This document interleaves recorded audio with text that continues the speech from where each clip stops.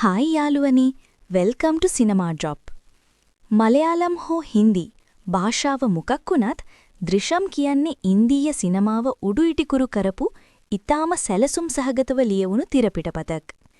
හැබැයි ඉතින් කොච්චර දක්ෂ විදිහට නිර්මාණය කළත් ඕනෑම චිත්‍රපටයක වගේ මේකෙත් පොඩි තාක්ෂණික වැරදීම් සහ තර්කයට පටහැනි දේවල් කිහිපයක් තියෙනවා. අපි ඒවට කියන්නේ සිනමැටික් ලිබර්ටි කියලා. අපි චිත්‍රපටියේ කුතුහලය නිසා දකින්නේ නැති ඒත් ටිකක් ගැඹුරින් හිතුවොත් අහුවෙන වැරදීම් කිහිපයක් ගැනයි අද අපි කතා කරන්නේ.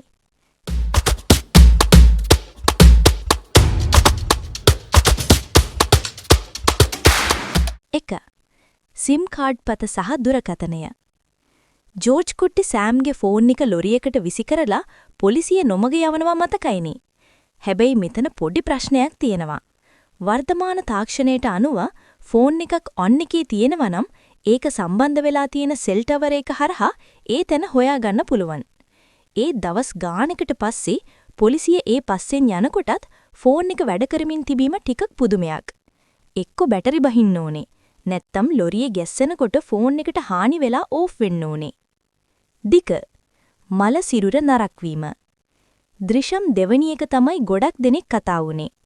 ජෝර්ජ් කුට්ටි සිරුර වලදමන්නේ අලුතින් ඉදිවන පොලිස් ස්ථානයේ යටයි. හැබැයි ඇත්තම තර්කයේ ගත්තොත් මල සිරුරක් නරක් වෙනකොට දැඩි දුර්ගන්ධයක් හැමීම සාමාන්‍ය දෙයක්. මේ පොලිස් ස්ථානයේ ඉදිවෙද්දි වැඩ කරන සේවකයෝ, නිලධාරීන් හැමෝම එතන ගැවසෙනවා.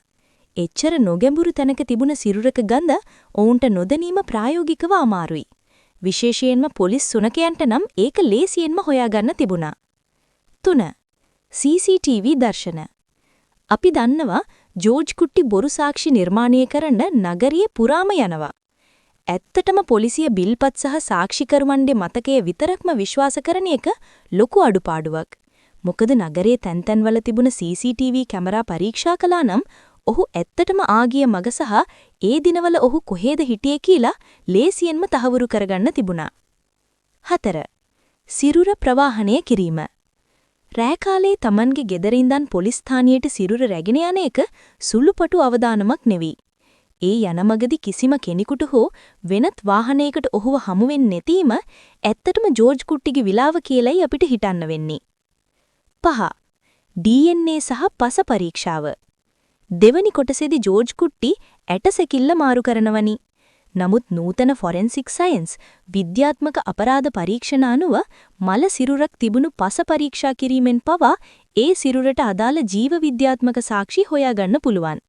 ඔහු ඇටසැකිල්ල මාරු කළත් මුල් සිරුරේ සලකුණු පසෙන් සම්පූර්ණයෙන්ම මකල බැහැ. හැබැයි ඉතින් මේ වැරදීම් තිබුණත් දෘෂම් කියන්නේ ඉන්දීය සිනමාවේ ලියවුණු දක්ෂතම තිරපිටපතක් කියන එකේ විවාදයක් නැහැ. මේ දේවල් අපිට අමතක වෙන්නේ ඒ කතාවේ තියෙන වේගවත් බව සහ කුතුහලය නිසායි. ඉතින් ඔයාලත් මේ වගේ චිත්‍රපටවල දැකපු තවත් වැරදීම් තියෙනවා නම් පහලින් කමෙන්ට් කරන්න. මේ වගේ සිනමා තොරතුරු දිගටම දැනගන්න සිනමා ඩ්‍රොප් අපිව සබ්ස්ක්‍රයිබ් කරන්නත් අමතක කරන්න එපා. අලුත් වීඩියෝ එකකින් හමු වෙමු.